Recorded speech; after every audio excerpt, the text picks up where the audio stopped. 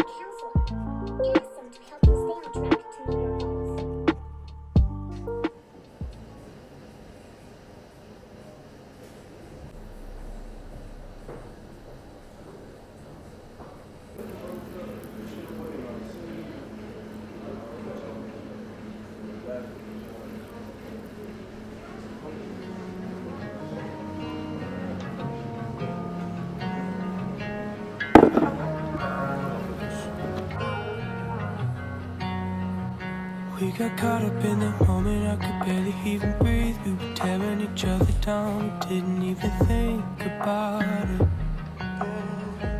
Why were we even fighting? How the hell do we end up here? This happens every time. I'm jealous of the days when everything was fine, didn't have to doubt it. But now our love is drowning. So tell me if it's me, am I holding you back now? I don't wanna leave, but I'm willing to back down if it's what you need.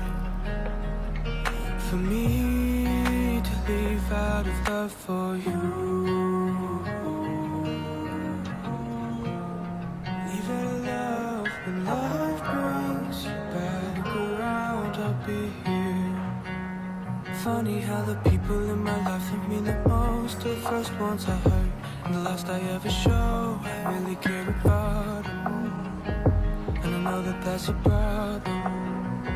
Looking back, it's hard to say when everything was headed down. Guess it was a slow fall, but now we're on the ground. I can't even blame you. I would have done the same thing in your shoes. So tell me if it's me.